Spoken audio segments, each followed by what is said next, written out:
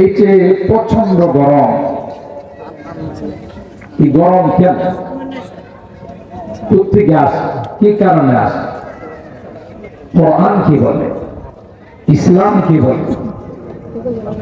কোরআনে কারীম আমরা তিলাওয়াত করলে সূরা আর-রুম আয়াত নম্বর 41, ওখানে আল্লাহ তাআলা ইরশাদ করেন, যাহারাল ফাসাদু ফিল বাররি ওয়াল বাহর বিমা কাসাবাত আইদিন নাস লিইযিকাহুম বা'দাল্লাযী আমিলু লা'আল্লাহুম ইয়ারজিউন। জলে স্থলে যখন কোনো অশান্তি দেখা যায়, আল্লাহ পাক বলেন এগুলো তোমাদের হাতের কামাই। কিসের কামাই? আমাদের হাতের কামাই, আমাদের গুনার ফসল। সূরা আশ-শুরা আয়াত নাম্বার হলো 31, ওখানে আল্লাহ তাআলা বলেন, ওমা আসাবাকুম মিন মুসিবাতিন ফাবিমা কাসাবাত আইদিকুম ওয়া ইয়াফু আন কাসীর। তোমাদের উপর যে কোনো বালা মুসিবত আসে, এগুলো তোমাদের গুনার কারণে, পাপাচারের কারণে। তাও তোমরা যে পরিমাণ গুনাহ করো, তার উপর যদি তোমাদেরকে শাস্তি দেওয়া হতো, তাহলে তোমরা কেউ পৃথিবীতে বেঁচে থাকতে পারতে না। আল্লাহ বলেন সব মাফ করে, সামান্য কিছুর উপর তোমাদেরকে একটু শাস্তি দেওয়া হয়, উদ্দেশ্য তোমাদেরকে ধ্বংস করে দেওয়া নয়, তোমাদেরকে শেষ করে দেওয়া নয়। এটা আমি আল্লাহ ইচ্ছা করলে মুহূর্তের মধ্যেই পারি। ইয়াশা ইউযহিবকুম ওয়া ইয়াতি বিখালকিন জাদীদ ওমা যালিকা আলাল্লাহি বিআযীজ। আল্লাহ বলেন আমি ইচ্ছা করলে সেকেন্ডের মধ্যে তোমাদের সব পরিবর্তন করে, তোমরা যারা পৃথিবীতে আছো সবাইকে শেষ করে দিয়ে নতুন প্রজন্মকে আমি পৃথিবীতে প্রেরণ করার ক্ষমতা আছে না নাই? আল্লাহ বলেন ওমা যালিকা আলাল্লাহি বিআযীজ, এটা আমার জন্য মোটেও কঠিন নয়। কিন্তু তোমাদেরকে এত মহব্বত করে, এত আদর করে আমি আল্লাহ বানাইছি তোমাদেরকে ধ্বংস করার জন্য না, তোমাদেরকে শাস্তি দেওয়ার জন্য না। মা ইয়াফআলুল্লাহু বিআযাবিকুম ইন শাকারতুম ওয়া আমানতুম।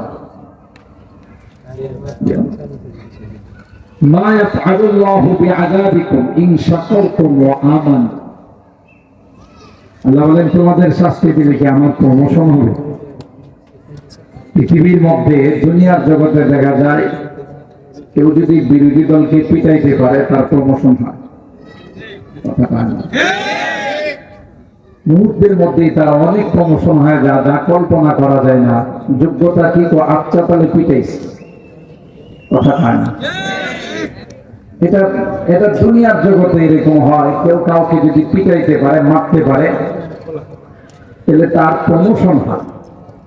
আল্লাহ বলেন আমি তো তোমাদেরকে শাস্তি দিয়ে আমার কোনো প্রমোশনের দরকার নেই, তাহলে কি লাভ? তোমাদেরকে শাস্তি দিলে আমার কি লাভ? মা ইয়াফআলুল্লাহু বিআযাবিকুম ইন শাকারতুম ওয়া আমানতুম। তোমরা যদি আমার নিয়ামতের শুকরিয়া আদায় করো আর আমার উপরে পূর্ণাঙ্গ ভাবে ঈমান আনো, তাইলে কোনো দরকার নেই তোমাদেরকে শাস্তি দাও। তাইলে আল্লাহ বলেন মাঝে মধ্যে গরমের মাত্রা বাড়িয়ে দিয়ে তাপমাত্রা বৃদ্ধি করে, শীতের সময় শীতের মাত্রা বৃদ্ধি করে, অনাবৃষ্টি, বৃষ্টি না দিয়ে, কখনো অতিবৃষ্টি দিয়ে, করোনা দিয়ে, বন্যা দিয়ে, বিভিন্ন রকমের ঘূর্ণিঝড় দিয়ে তোমাদেরকে আমি কেন এই শাস্তি দিই? আল্লাহ বলেন তোমরা যে পথে, যে লাইনে চলতেছ, এটা কিন্তু জান্নাতের পথ নয়। কি বলেন? এটা জান্নাতের পথ নয়, এটা আমি আল্লাহকে রাজি আর সন্তুষ্টি করার পথ নয়, এটা শয়তানের পথ।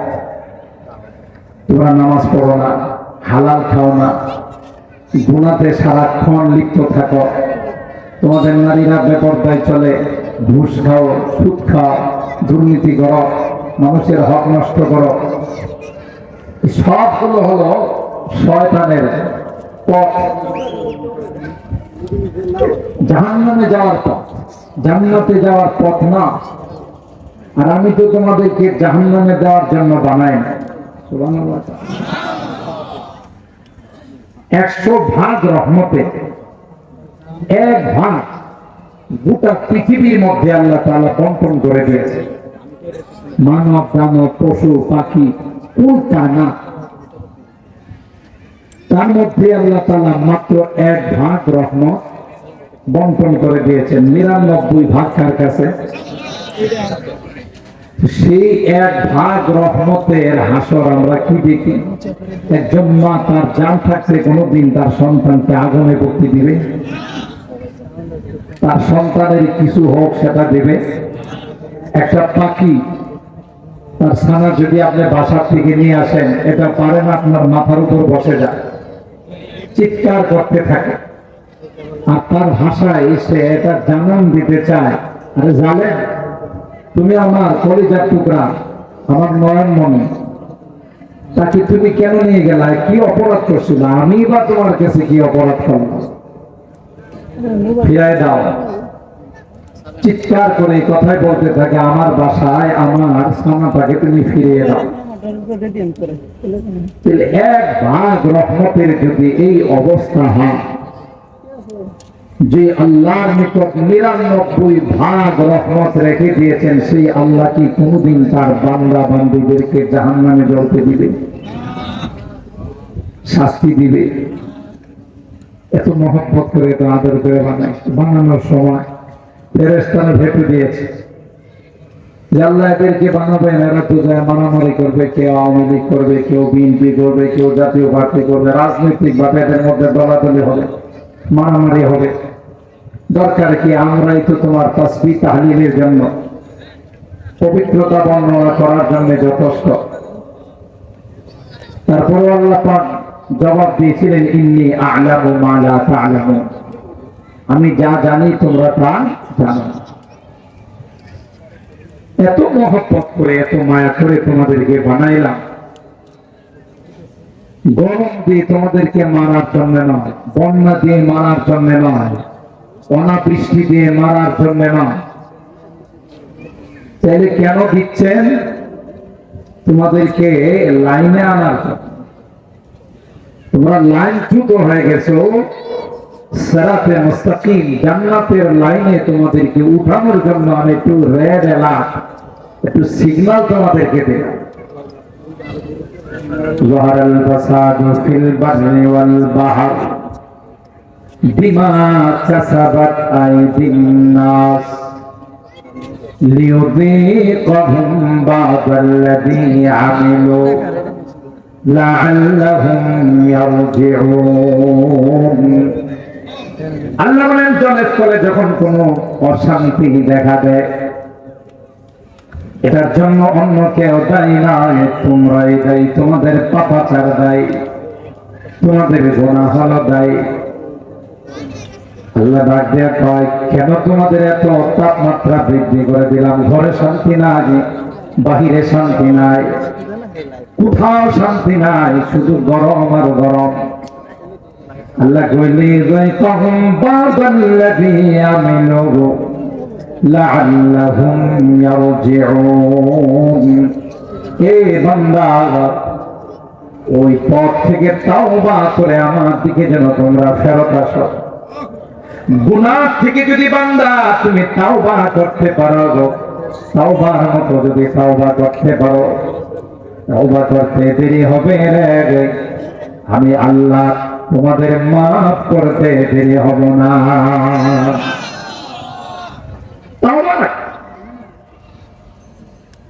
যে অপরাধ, যে গুনাহ তোমাদের দ্বারা হচ্ছে, যে পাপাচার হচ্ছে, এর থেকে খালিস তাওবা করো।